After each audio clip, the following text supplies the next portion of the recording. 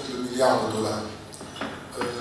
Je vous ai dit 484 millions, mais si vous tenez compte de la fraude et de ce qui se passe, donc c'est à peu près 1 milliard de dollars de diamants qui sortaient de cette région. Cela produit donc un revenu assez conséquent pour les creuseurs et familles dont on estime le nombre dans la région à plus d'1 million de dollars. En faisant le calcul, cela représente un revenu d'à peu près 1 000 dollars par an par personne, dont seulement finalement le tiers arrive ou bénéficie aux creuseurs artisanaux. La conséquence avec cela, c'est qu'on entraîne comme conséquence des problèmes, dégradation de l'environnement, pollution de l'eau, baisse de la scolarité, taux élevé de VIH, écrémage des concessions industrielles. Il est clair donc pour nous que l'extraction artisanale entraîne peu de bénéfices économiques pour les collectivités locales et qu'elle contribue à accroître la pauvreté en raison des prix artificiellement gonflés des produits importés. Lorsque vous êtes à Chikapa ne produit pratiquement presque rien, mais importe tout. Donc elle est sujette à beaucoup de spéculation dans le domaine des prix. En filigrane, il y a donc lieu d'envisager la conversion de l'économie informelle du creusage du diamant en une économie plus officielle. Je vais donc conclure. Tout au long de mon exposé, je vous ai parlé du nouveau code minier comme étant l'ambition affichée pour la mise en valeur de nos ressources minières. Je vous ai entretenu rapidement sur les possibilités d'investissement dans le secteur du diamant et je vous ai montré comment le cadastre minier, le CAMI donc, clé de voûte de cette ambition, connaissait un engouement dans les domaines des titres. Je ne saurais donc terminer mon allocution sans parler du plan minier, puisque il s'agissait donc d'un thème en fait proposé par les organisateurs. Si je n'ai pas voulu parler directement du plan minier, c'est qu'il est en chantier. Je ne voulais pas qu'à la sortie de la salle, que comme me demande est-ce que je peux voir votre plan minier. En fait, ce que nous avons fait, du 28 au 30 mars, nous avons tenu un séminaire concernant l'élaboration des termes de référence d'un plan minier. Ce plan fixera les options fondamentales, les orientations et les stratégies appropriées pour le développement du secteur minier congolais dans une optique d'intégration sous-régionale et régionale. Pour atteindre les objectifs du plan minier, les recommandations suivantes ont été faites. Parmi plusieurs, je les ramasse rapidement. L'inventaire des ressources minérales.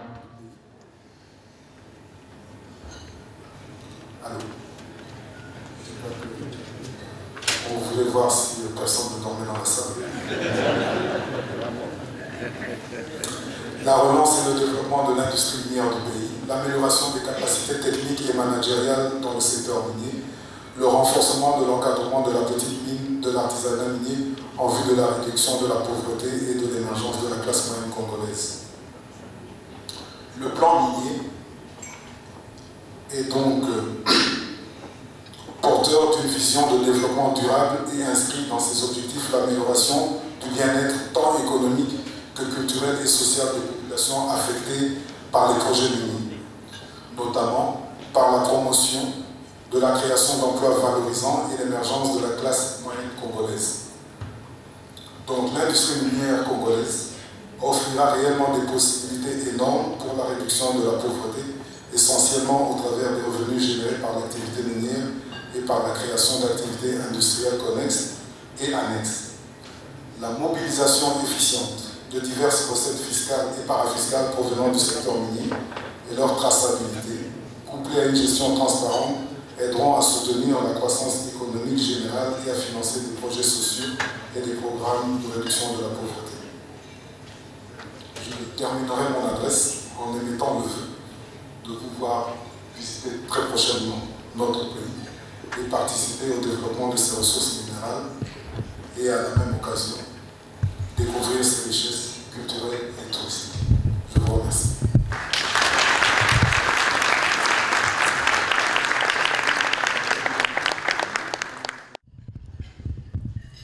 Mon propos de ce jour comporte 3 points. Premièrement, bref rappel historique de la diplomatie congolaise. Deuxièmement, le problème actuel de la diplomatie congolaise.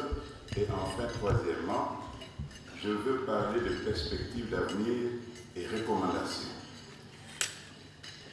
sujet du point 1, bref aperçu, bref rappel historique de la diplomatie congolaise, ce point comprend 4 sous-points, si vous me passez l'expression. Il y a d'abord la première période, la Première République, qui va du 30 juin 1960 au 24 novembre 1965. La Première République incarnée par le président Joseph Kasavubu a été tiraillée par le problème. Dès lors, il lui a été difficile de se pencher à l'image de ses potentialités à sa politique extérieure. Néanmoins, le Congo a conçu, après son indépendance, une politique basée sur certains objectifs qu'il a considérés opportuns pour son développement et son ouverture au monde. Le projet diplomatique de Patrice Emery Lumumba, pendant les quelques semaines qu'il a assumé le pouvoir, était résolument orienté vers les pays de l'hémisphère du Sud. La jeune République ne devait en aucun cas aligner sa politique étrangère sur celle des blocs. En revanche, elle ne devait épargner aucun effort au service de l'unité africaine, alliée naturelle des peuples de l'Asie et de l'Amérique latine, et militer pour obtenir la libération des derniers bastions occidentaux sur le continent noir. Malheureusement, le coup de force au Katanga, au Kassai, qui ont occasionné l'assassinat de Lumumba, vont priver quelque temps le Congo de politique étrangère. L'intervention de l'ONU dans les affaires intérieures du pays a pour origine un compromis entre les États-Unis et l'Union soviétique, auquel se sont ralliées la plupart des nations en développement.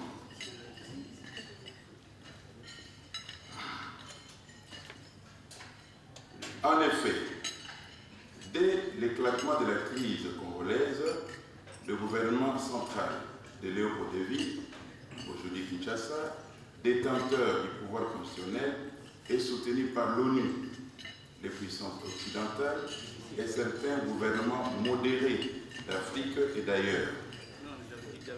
S'agissant du gouvernement de Sandéville, qui se réclame également de sa légitimité politique, il est pour sa part reconnu par les démocraties populaires de l'Europe de l'Est et certains États progressistes d'Afrique et du tiers-monde. Quant aux sécessions des régions minières du Katanga et du Kassai, elles sont inspirées et soutenues par certaines puissances occidentales.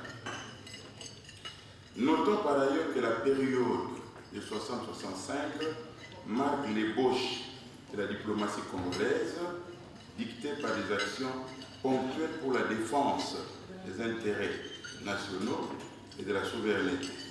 C'est ainsi que la jeune République ouvre à l'ONU en 1960 son unique mission diplomatique à l'étranger. Suivra une vingtaine d'autres missions réparties comme suite en 61, c'est Bruxelles, Londres, Paris, Washington, 62, Lagos, Rome, Bonn, Belgrade, Le Caire, Moscou, Bujumbura, Tunis. En 64, Dar es Salaam, Lusaka, Addis Abeba, Kigali et Kampala. 1965, Athènes. Nous sommes maintenant dans la Deuxième République, 24 novembre 1965 au 17 mai 1997. La Seconde République prend naissance le 25 novembre 1965 avec la prise du pouvoir par les hauts commandements de l'armée qui place le colonel Mobutu à la tête de l'État. Ce dernier a entamé son mandat avec les institutions étatiques, Parlement, magistrature, administration publique. La Seconde République est marquée à sa naissance par la volonté de consolider au plan extérieur le confort de sa souveraineté internationale. Nous noterons que ces actions répondaient à la volonté du régime en quête permanente d'une assise sociale de consolider l'autorité de l'État sur l'ensemble du territoire national et de lui susciter l'adhésion des masses populaires et des forces vives de la nation. Quelques actions peuvent être relevées. La clôture unilatérale du dossier sur les contentieux congolais, la tenue à l'heure de Kinshasa des sommets de l'OUA, des chefs d'État de France et d'Afrique et d'autres forums internationaux. La participation d'Isaïe au sommet arabe d'Alger en 1973, le discours du chef de l'État à la 23e session ordinaire de l'Assemblée générale des Nations Unies en 1973, la médiation zaïroise dans certains conflits internes des pays africains, l'ouverture de plusieurs ambassades et consulats dans le monde, l'adhésion aux organisations internationales, régionales et sous-régionales.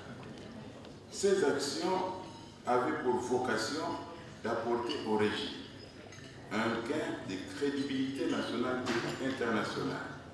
Elles s'articulaient autour de 5 axes qui sous-tendaient la politique extérieure, à savoir 1.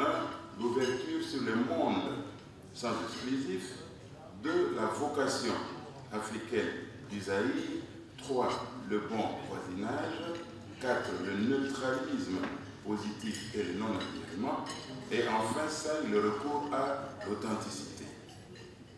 Profitant de la pacification du pays et de l'existence de 2 blocs antagonistes, Est-Ouest, à la base de la guerre froide idéologique, le président Mobutu a développé une politique extérieure fondée sur une diplomatie de prestige personnel et d'affirmation de soi par l'instinct de grandeur, sans intérêt ni impact réel sur le développement du pays.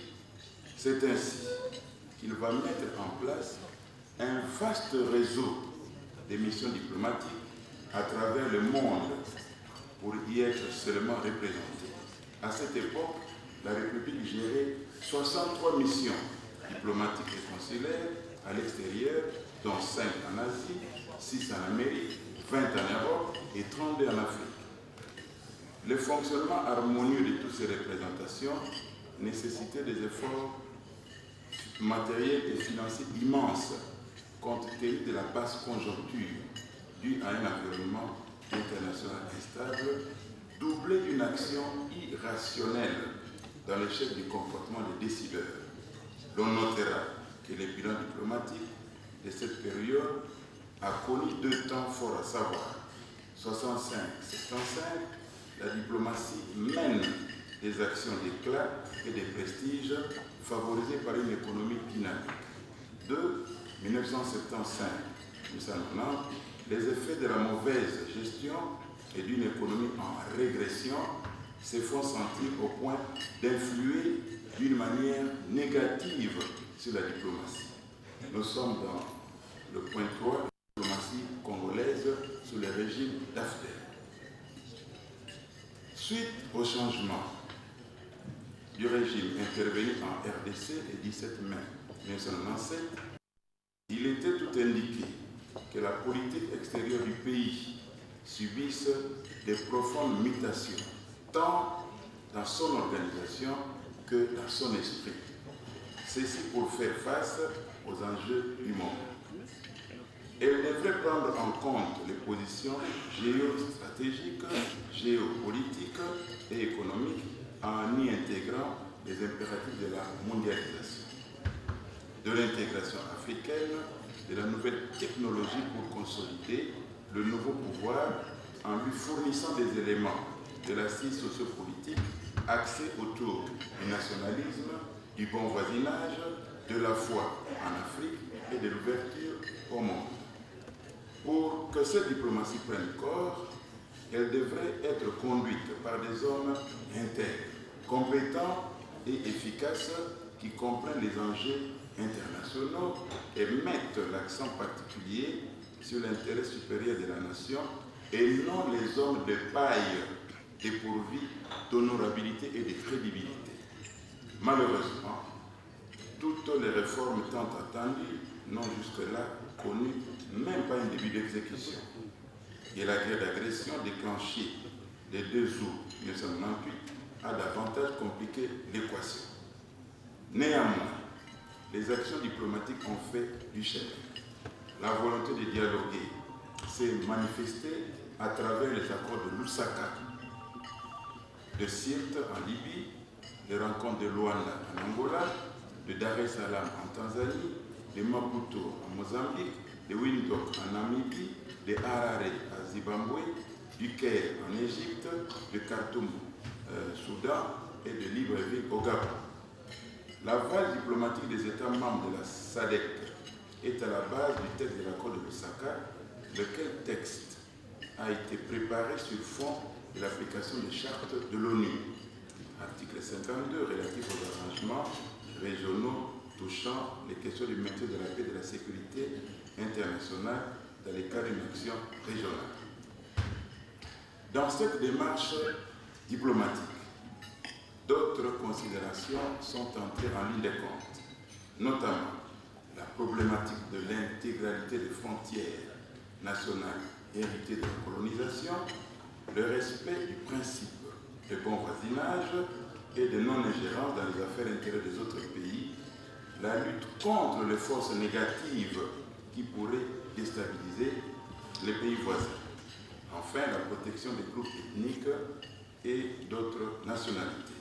Par ailleurs, quoique timides, des résolutions ont été prises au Conseil de sécurité. Et à titre d'exemple, l'on retiendra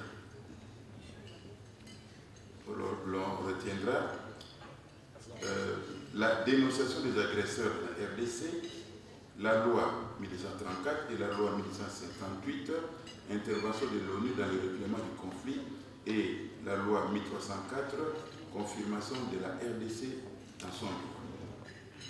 Nous sommes dans la 4e période de la diplomatie congolaise à l'heure actuelle. Depuis l'avènement de la période de transition, plusieurs missions effectuées par le président de la République, les 4 vice-présidents de la République, les membres du gouvernement ont été pour le gouvernement l'occasion d'étirer la RDC de l'isolement diplomatique dans lequel il était plongé depuis 1991 et de sensibiliser la communauté internationale en général et la région Afrique en particulier sur la nécessité de percevoir la délicatesse de la mission du gouvernement de transition pendant cette période post-conflit, de soutenir les efforts destinés à rétablir un environnement diplomatique, politique, militaire et sécuritaire apaisé, susceptible de redorer l'image des marques de la République démocratique du Congo à l'extérieur. Sur le plan de la diplomatie, le ministère des Affaires étrangères et de la coopération internationale s'est employé et continue à œuvrer en faveur de l'assainissement de la situation financière et matérielle des postes diplomatiques et consulaires des RDC et le transfert régulier des fonds de roulement pour nos missions diplomatiques et consulaires. Je fais allusion aux salaires et frais de fonctionnement. Et de la finalisation de la mise en place au niveau des ambassades et des représentations diplomatiques dans le cadre de la répartition des responsabilités en ce qui concerne la diplomatie, et il y a lieu de rappeler que les composantes et entités politiques ont déposé des dossiers complets des ambassadeurs désignés, outre l'introduction des demandes d'agrément auprès des pays accréditaires. Les ministères des Affaires étrangères et de la coopération internationale, conformément aux recommandations de l'accord global et inclusif, a initié un projet d'envoi en poste des diplomates de carrière. À ce jour, nos missions et représentations diplomatiques ont été pourvues des chefs des missions issus du partage de responsabilités selon l'accord global et inclusif. Je ne vous apprends rien, nous sommes les seuls pays au monde où il y a un président avec 4 vice-présidents. Nous sommes dans la période de transition, on le comprend très bien. Dans le secteur de la coopération internationale, pendant les 2 dernières années de la transition, le ministère des Affaires étrangères et de la coopération internationale a concouru à l'obtention et le renforcement de la reprise de plusieurs coopérations structurelles suspendues, même si certains pays comme la France, la Grande-Bretagne et l'Italie continuent à agir plus au niveau de zone J. Au renforcement de la participation de la RDC aux différents accords de partenariat économique qui ont abouti à la réduction de la dette extérieure ou son annulation par certains pays donateurs, à la tenue de plusieurs réunions de grandes commissions mixtes au niveau de l'Afrique, au suivi du processus DDRR avec l'appui de la MONUC, l'installation du système matériel de manigance par satellite effectué par la MONUC sur 12 aéroports de la RDC, l'organisation de quelques séminaires, notamment celui sur le HADA, sur le REX-PACO, etc. Enfin, la signature de plusieurs accords au profit des populations vulnérables et des programmes de micro-intervention. Nous voici maintenant à notre grand deuxième point, les problèmes actuels de la diplomatie congolaise.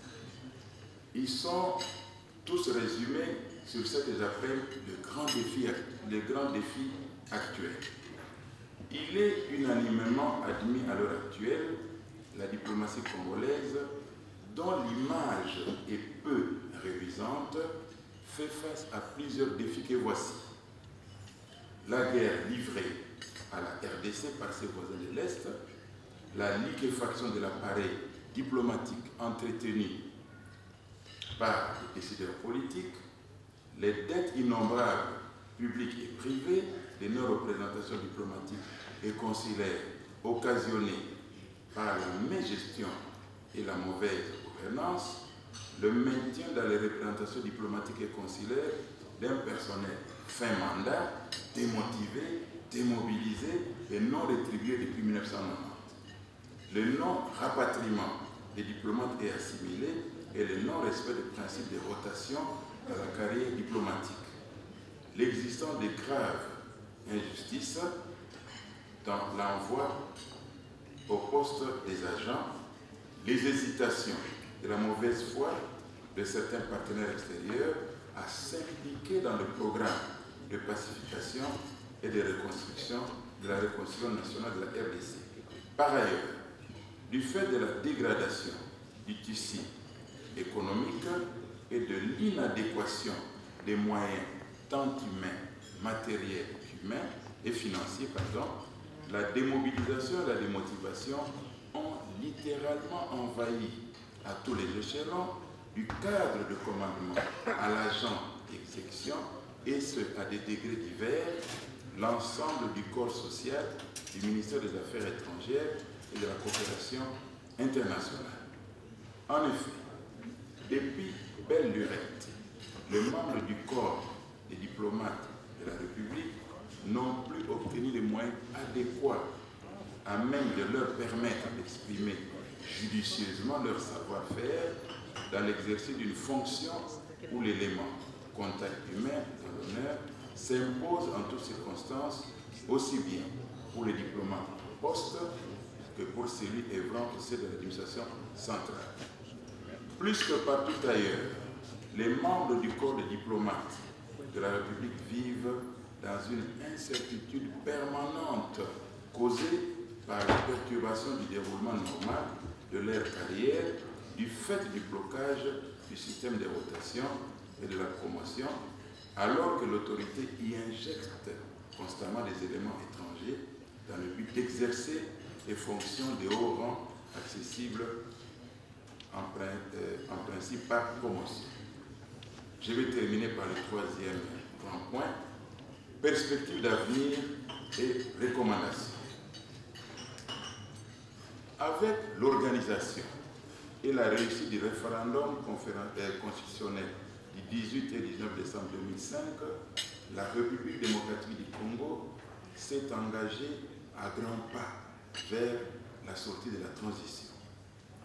Il n'est un secret pour personne que la communauté internationale a joué et continue encore à jouer un rôle important dans les efforts que les gouvernements déploient pour conduire le pays vers des élections libres et transparentes.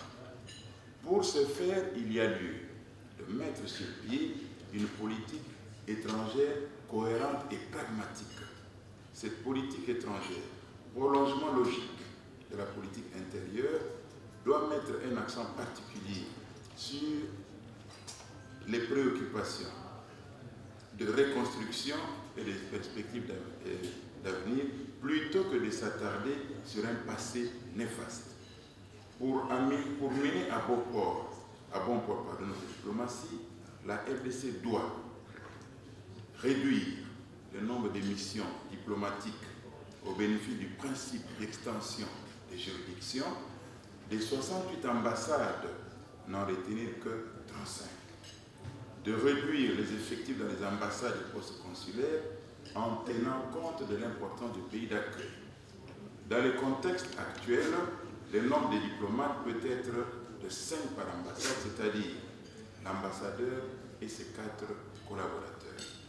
De mettre sur pied un nouvel organigramme du ministère des Affaires étrangères et de la coopération internationale en tenant compte de la configuration du système international et de nos intérêts. De réactualiser le texte juridique de notre diplomatie, de doter les missions diplomatiques et les postes consulaires de moyens de communication modernes et sophistiqués pour permettre la transmission des informations à la centrale. Développer une diplomatie agissante basée sur des objectifs précis, limiter au strict minimum la nomination des ambassadeurs et consuls généraux politiques. Enfin, définir une politique étrangère en utilisant comme instrument la diplomatie du développement et recourir aux moyens financiers et aux hommes compétents qui répondent au profil et aux exigences de la carrière diplomatique pour exécuter la nouvelle politique étrangère. Excellence, Madame la Secrétaire d'État, à la famille et aux personnes handicapées, Monsieur l'administrateur, directeur général de l'Office national du transport, Mesdames, Messieurs, distingués invités, voici brossé à grands traits la situation diplomatique du Congo au regard des échéances électorales. Je vous remercie pour votre bonne attention.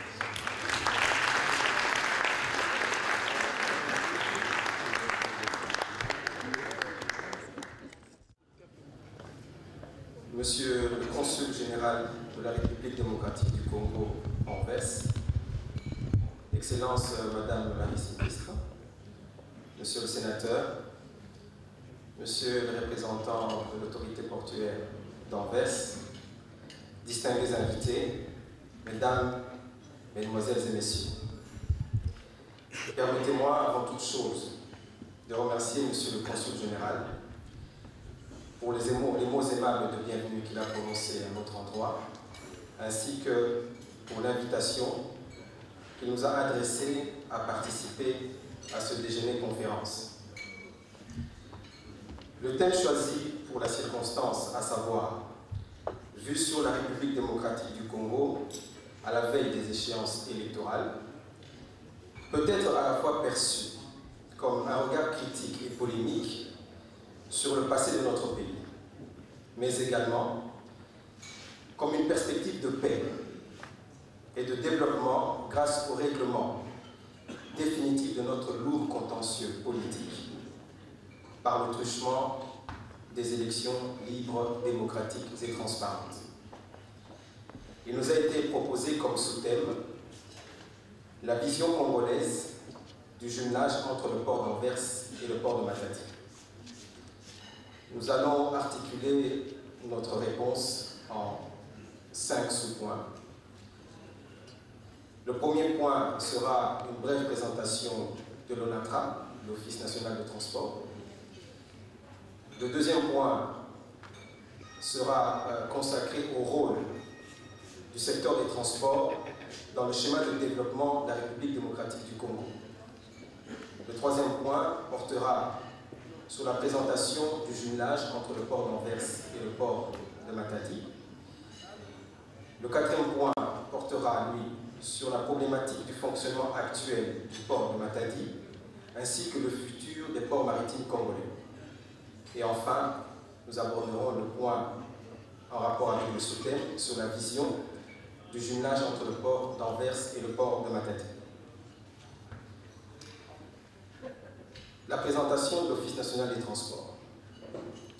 L'ONATRA est une entreprise publique à caractère industriel et commercial. Elle est placée sous la double tutelle du ministère des Transports et Communications et celle du portefeuille. Elle est dotée de la personnalité juridique ainsi que de l'autonomie financière. La structure actuelle de l'ONATRA est régie respectivement par les dispositions de la loi numéro 78/002 du 6 janvier 1978 portant dispositions générales applicables aux entreprises publiques et par le décret numéro 0051 du 7 novembre 1995 portant création et statut de l'ONATRA. Les missions qui lui sont confiées par l'État propriétaire sont les suivantes. Les services de transport et voies d'eau du fleuve Congo, ses affluents et lacs, à savoir 150 km du bief maritime entre Banana et Matadi, en passant par Boma, et 12 000 km du fleuve Congo. Deuxième mission, les services de transport et la gestion des infrastructures ferroviaires. L'ONATRA a la gestion de 366 km de rails entre Kinshasa et Matadi, ainsi que le transport urbain à Kinshasa. Troisième mission, la gestion du patrimoine et les services d'exploitation des ports maritimes et fluviaux lui confiés par l'État, dont les ports maritimes de Matadi, de Boma et Banana, ainsi que les ports fluviaux qui sont disséminés tout le long du fleuve Congo, ainsi que ses affluents. Quatrième mission, la gestion du patrimoine et l'exploitation des chantiers navals de Kinshasa, de Boma et de Boyera. Enfin, la gestion des patrimoines et l'exploitation des services auxiliaires, notamment les structures médicales, les domaines agroforestiers de Yuki, l'imprimerie, une usine à gaz, une usine de traverse en béton et enfin une fonderie. Afin de réaliser ces missions, l'ONATRA dispose d'infrastructures disséminées sur 6 provinces du pays et gère un personnel pléthorique de plus ou moins 12 500 agents, avec plus ou moins 9 000 pensionnés qui perçoivent une rente mensuelle et qui sont pris en charge sur le plan social. J'aborde donc le deuxième point, qui porte sur le rôle des transports dans le schéma de développement de la République démocratique du Congo. Notre pays, la République démocratique du Congo, s'apprête à entrer dans une phase ultime de son développement. Le règlement du contentieux politique par des élections crédibles permettra à coup sûr d'envisager une autre étape de son redéploiement économique. Au cours de cette étape, les transports et communications, comme aujourd'hui, vont demeurer les pivots catalyseurs du développement de la nation. En effet, le réveil du monde rural et sa propulsion dans la compétitivité moderne passe inévitablement par la mise à niveau des systèmes de transport fluvial, routier, aérien et ferroviaire. La massification des convois, qui est à la fois une contrainte et une opportunité de la mondialisation des transports, exige l'adaptation conséquente et la modernisation des faisceaux de communication auxquels notre entreprise, l'ONATRA, est intimement liée de par sa vocation multimodale. C'est donc avec courage et responsabilité que nous devons observer ce tremplin électoral dont les différentes opérations permettront du reste un contact direct avec le Congo profond et constituent donc une quasi-évaluation de la réactivité de notre système de transport dans la prise en charge de la logistique électorale. Troisième point, présentation du jumelage port d'Anvers, port de Matadi. Les jumelages entre les ports d'Anvers et de Matadi est la conséquence directe de la normalisation politique consécutive à la signature de l'accord global et inclusif et à l'installation du gouvernement de transition. Les principaux repères historiques que nous pouvons relever, c'est la visite du port d'Anvers le 11 septembre 2003 par son Excellence le ministre congolais des Transports et Communications, M.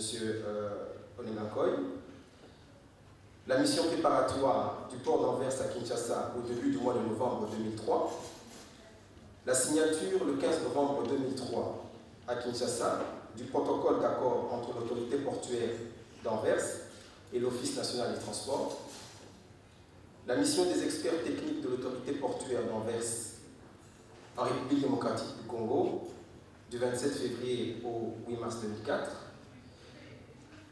les discussions entre les ports d'Anvers et l'ONATRA sur les conclusions et propositions des experts du port d'Anvers, une importante visite de son Excellence, Monsieur le ministre belge des Affaires étrangères à Matadi, à la tête d'une importante délégation, en vue de se rendre compte de l'état d'avancement des travaux de bétonnage du quai de Venise.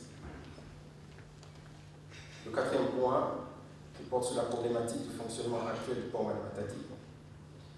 Le port de Matadi connaît à ce jour une situation préoccupante.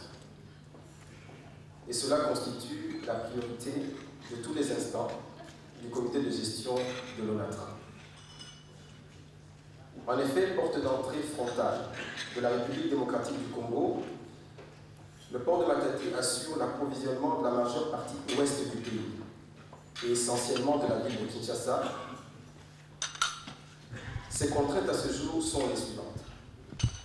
Son exiguïté naturelle qui le rend inextensible, la dégradation des infrastructures et l'obsolescence des équipements d'exploitation et de maintenance, le vieillissement prononcé du personnel, l'urgente nécessité de le rendre compétitif au regard de la concurrence sous-régionale et nationale, son engorgement quasi permanent suite au regain du trafic constaté depuis la normalisation politique. Ces difficultés qui caractérisent toutes les entreprises publiques de notre pays résultent de la longue crise politico-économique à laquelle le processus politique en cours donnera de manière certaine une réponse stratégique de bonne gouvernance. En effet, l'image de notre pays, à l'instar de l'ONATRA, dispose d'un potentiel énorme mal exploité qui contraste totalement avec la situation déplorable qu'il traverse. Toutes ces difficultés devraient être analysées en tenant compte des opportunités suivantes que présente actuellement le port de Matadi. 1. La rénovation imminente du quai de Matadi sur financement de la Banque mondiale, un investissement de l'ordre de 20 millions de dollars, ce qui améliorera de manière sensible les capacités réduites actuellement de 6 quais seulement sur 10 qui devraient être opérationnels. L'acquisition de 120 wagons par l'ONATRA pour permettre d'améliorer les évacuations et donc influer positivement sur les rythmes de traitement des navires. L'acquisition des engins reconditionnés, dont de la coopération belge, dans le cadre du jumelage du port d'Anvers, port de Matadi, qui va améliorer le taux de disponibilité des engins. La réhabilitation en cours du quai de Venise, sur financement de la coopération belge, par le truchement du jumelage port de Matadi et port d'Anvers, qui va accroître la capacité de réception et de traitement des navires, particulièrement les navires de type chalutier et vivres frais. L'amélioration du système d'information et l'implantation d'un guichet unique de paiement et des opérations gagent d'une meilleure compétitivité commerciale. 6. Le trafic en constante évolution, fruit de la normalisation politique. L'ONATRA, à l'instar d'autres entreprises publiques, est en instance de restructuration. Les études sont en cours, mais le schéma de base se fonderont sûrement sur les partenariats public-public ou public-privé. L'examen des performances opérationnelles du port de Matadi présente un trafic en plein essor, avec un trafic total de l'ordre de 1 825 917 tonnes en 2005 et une croissance annuelle de 10%, nous savons que le cap de 2 millions de tonnes seront bientôt dépassés. Les difficultés opérationnelles actuelles résultent en plus d'une série de travaux en cours qui font du port de Matadi un véritable chantier. La fin de ces travaux, ainsi que l'amélioration des capacités d'accostage, permettra à coup sûr de prendre en compte le regain du trafic. Toutefois, le comité de gestion de l'ONATRA a déjà anticipé en lançant l'appel d'offres pour la remise en état et l'exploitation en joint venture du quai de Ango-Ango, une extension du port de Matadi. Les perspectives à moyen terme, avec la consolidation du corridor nord reliant l'océan Indien à l'océan Atlantique, ainsi que la dynamisation interne de l'économie congolaise et l'amélioration des exportations, imposent la construction du port en eau profonde de Banana, ainsi que le prolongement du chemin de fer Kinshasa-Matadi jusqu'à Banana. Cette construction permettra à la fois de capitaliser la jonction océan Atlantique, océan Indien, mais aussi d'intégrer les projets des corridors africains de chemin de fer. Grâce à ce nouveau redéploiement, les ports maritimes congolais entreront sûrement dans leur phase de compétitivité internationale et pourront conquérir une valeur référentielle au sein des ports de la côte ouest africaine à la dimension de la République démocratique du Congo. J'aborde enfin la vision congolaise du jumelage entre le port d'Anvers et le port de Matadi. La question qui nous a été posée par les organisateurs du dîner-conférence est la vision congolaise du jumelage entre le port d'Anvers et le port de Matadi. Vous comprendrez aisément que tous ces préalables présentés si haut concourent à la formulation de la réponse à cette question, car à notre entendement, le jumelage entre le port d'Anvers et le port de Matadi est stratégique.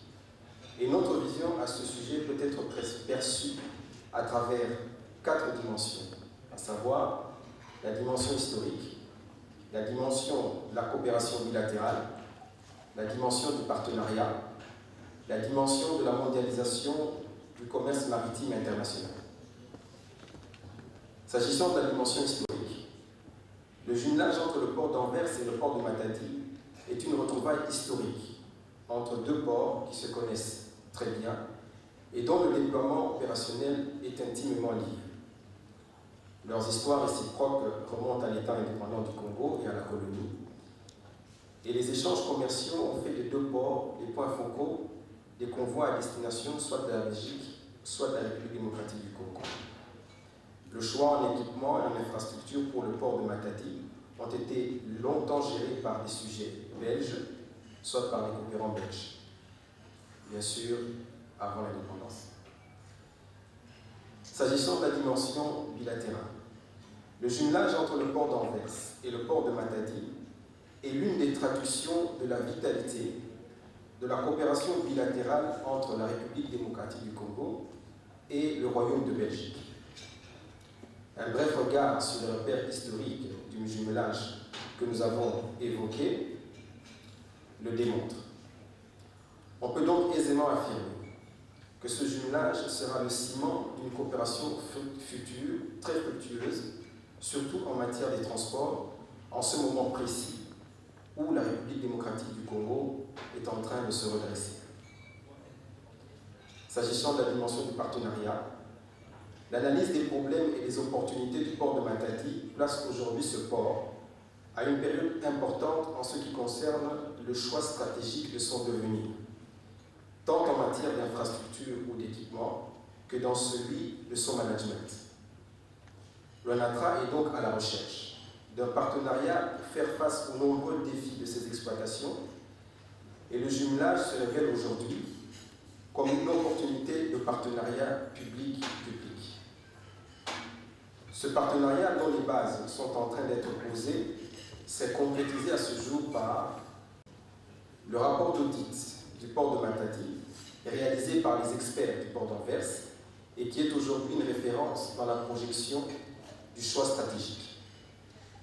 Le bétonnage du quai de Venise, grâce au subside que la coopération belge a mis à la disposition du jumelage, le renforcement des capacités managériales par l'apport de la formation des cadres du port de Matadi et par la présence envisagée de quelques coopérants pour une période cible afin d'épauler le management du port de Matadi, le don des engins portuaires qui sera d'un apport important dans le règlement de la problématique de l'engorgement du port de Matadi.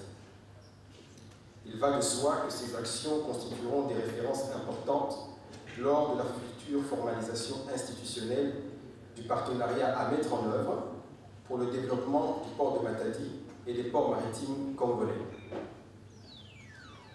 S'agissant de la dimension de la mondialisation du commerce maritime international, la mondialisation est une opportunité d'accélération des transactions transfrontalières.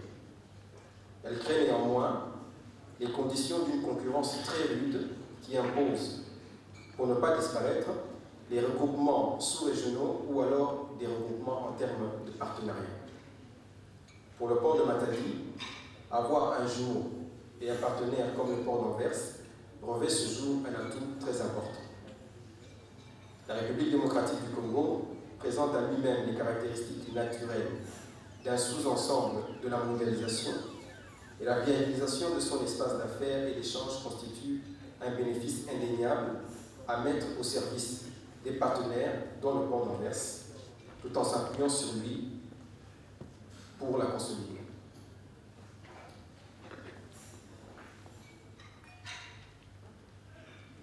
Madame la secrétaire d'État, Monsieur le sénateur, Monsieur le consul, que je n'oublie pas, distingués invités, Mesdames, Mesdemoiselles et Messieurs, le secteur maritime de la République démocratique du Congo est en train d'évoluer vers une restructuration nécessaire et inévitable. L'ONATRA et ses ports maritimes n'y échapperont pas. En effet, le fonctionnement actuel de nos ports, où l'État contrôle à la fois la fonction de l'autorité portuaire et de l'autorité manutentionnaire par le truchement de l'ONATRA, a montré ses limites. La séparation